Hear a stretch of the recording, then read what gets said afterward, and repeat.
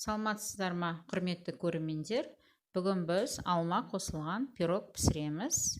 Ол үшін бізге мынадай ингредиенттер қажет: ұн, сүт, алма уксусы, ас содасы, алма, жұмыртқа, корица, разрыхлитель, өсімдік майы немесе яғни шемішкі майы және қант. Алдымен 1 шай қасық ас содасын аламыз. Оның иісін кетіру үшін, иісін және дәмін кетіру үшін 4 шай қасық алма уксусын қосып араластырамыз. Ыңғайлы ыдыс саламыз. Оған 100 мл шемішкі май құямыз.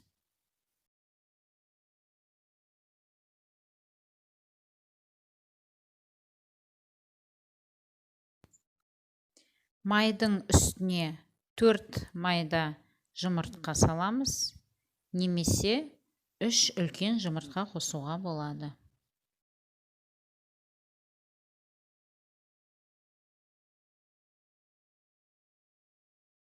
Жұмыртқаның үстіне 200 грамм қант қосамыз. Одан кейін 170 мл сүт құямыз.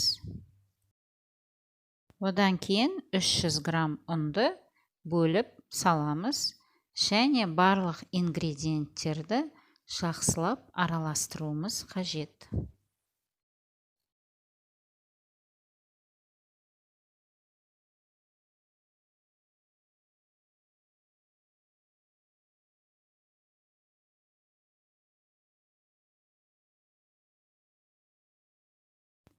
Келесі кезекте сода мен алма уксусы қосылған қоспаны құюымыз қажет. 1 шай қасық разрыхлитель қосамыз. Және де 1 шай қасық толтырып, корицамызды қосып араластырамыз.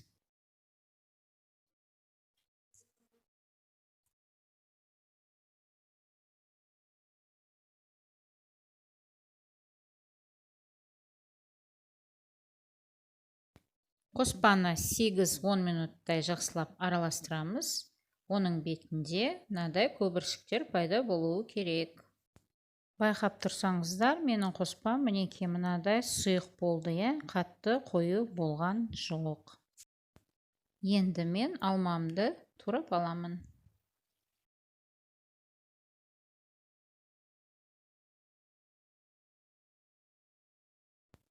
Мынадай қыш ыдысқа өсімдік майын, яғни шемішкі майды құйып, жан-жағына жақсылап жағамын. Пирогымыз формаға жабысып қалмасы үшін оның үстіне ұн себеміз. Қоспаға алманы салып, жақсылап араластырамыз.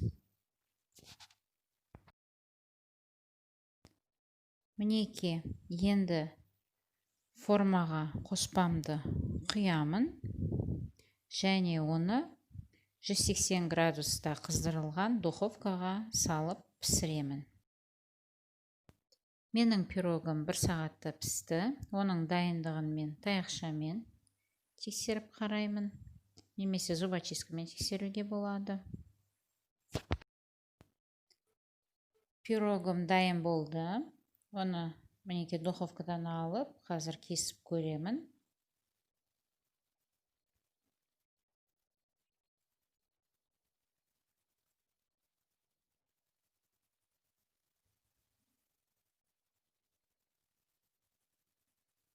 Мінеки, байқап тұрсаңыздар, өте үлпілдеген, нәзік пирог шықты. Осындай пирог пісіріп тұрсаңыздар болады. Корица қоспай қойсаңыздар да болады. Барлығы өздеріңіз қалауларыңыз бойынша. Осы рецепті қарағандарыңызға рахмет. Сау болыңыздар.